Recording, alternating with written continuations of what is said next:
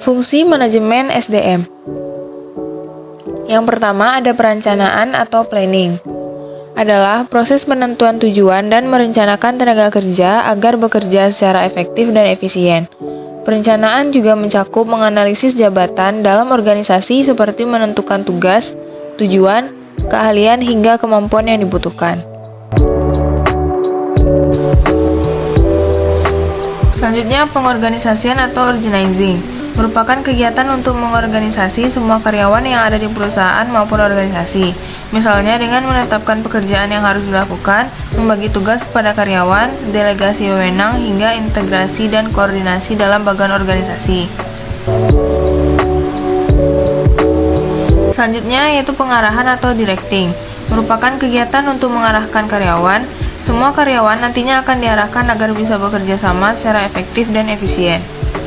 Selanjutnya, pengendalian atau controlling, yaitu kegiatan untuk mengendalikan semua karyawan di suatu perusahaan atau organisasi agar karyawan menaati peraturan perusahaan dan bekerja sesuai dengan rencana.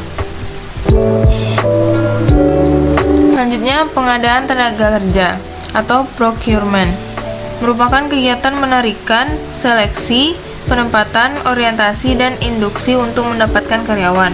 Calon karyawan yang dicari tentu yang sesuai dengan kebutuhan perusahaan. Selanjutnya yaitu pengembangan atau development, merupakan proses peningkatan keterampilan teknis, teoritis, konseptual, dan moral karyawan. Umumnya pengembangan karyawan dilakukan melalui pendidikan dan pelatihan.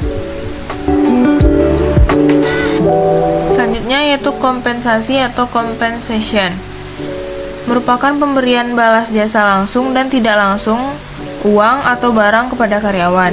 Kompensasi ini diberikan sebagai imbalan jasa yang telah diberikan kepada perusahaan. Contoh kompensasi seperti gaji, layanan kesehatan, cuti sakit, bonus, dan asuransi kesehatan.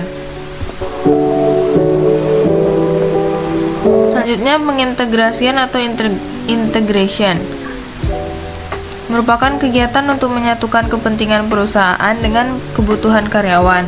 Pengintegrasian juga bisa dilakukan dengan membuat program yang dapat mendekatkan pegawai seperti berlibur atau rekreasi bersama-sama. Selanjutnya pemeliharaan atau maintenance, merupakan kegiatan untuk memelihara atau meningkatkan kondisi fisik, mental, dan loyalitas pegawai agar mereka tetap mau bekerja sampai pensiun. Selanjutnya kedisiplinan atau disiplin. Kedisiplinan merupakan fungsi manajemen SDM yang terpenting sebab tanpa kedisiplinan tujuan dari perusahaan akan sulit tercapai. Selanjutnya pemberhentian atau separation.